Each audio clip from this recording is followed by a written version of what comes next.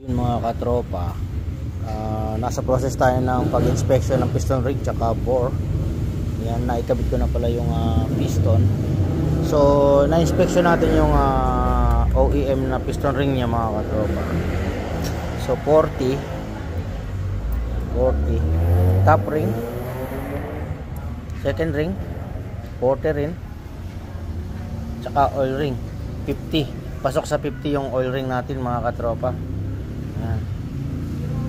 Ilawan natin yan, lalaki ng clearance. So ibig sabihin may problema yung ating bore. So yung kasi mga end cap clearance niya nasa maximum na mga katropa. Yan yung maximum mo. Ayan o. Top ring 38, 44, 49. So sa oil ring 50 siya, sa second ring is 40 lang, so pasok pa rin. Sa top ring is 40 na, medyo lagpas na sa maximum mga katropa. Dapat yung makukuha natin ito, yung meron siyang IDBA. Ano ba yung IDEBA?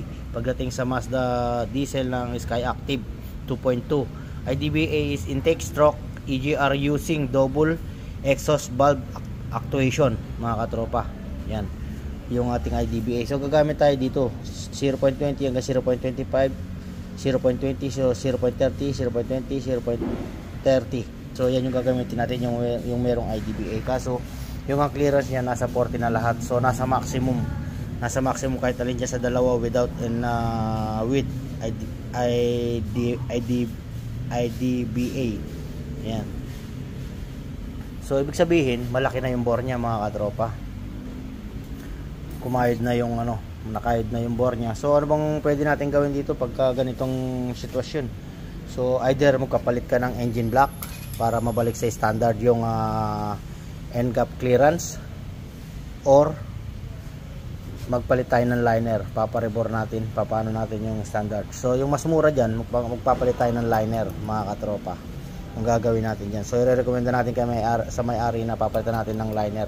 Kung gusto niyo naman as is, salpak natin ng ganyan. So siyempre hingi tayo ng dyan, kumbaga kasulatan na mga katropa na wala tayong kasalanan, or hindi natin yan pagka nagkaroon ng problema kasi malapit na sa wala na sa standard mga katropa. So magkakaroon na ng loose compression pag mga ganyan, slight low power mga ganyan, kasi nga malaki na yung bore. Saka magkakaroon na tayo ng dyan, issue. Yan. Kaya hindi tayo papayag na ganyan. Kailangan mapalitan ng liner or magpalit siya ng engine block. So siyempre pag magpapalit ng engine block, kasama yung engine number. So pag kasama yung engine number, kasuhin pa yan siyempre. Diba? Magpapalit ka ng engine block So mas maganda palit na lang ng liner. So yun lang yung ko dyan pagdating sa mga ganyang case mga katropa. Para lang sa mga iba magkaroong idea. Ewan ko lang yung iba kung nagsasalpak sila ng ganyan.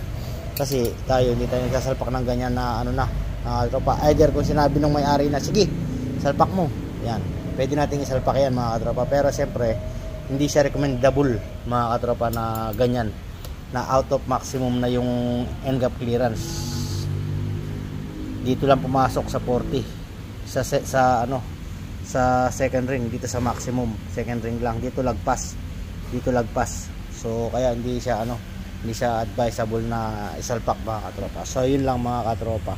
So pagdating naman sa IDBA o IDEBA, kung ano yung IDEBA, so ito yun mga katropa. Kung papansin nyo si exhaust, ayan, meron ganyan, ayan double actuation, ayan, meron siyang ganyan.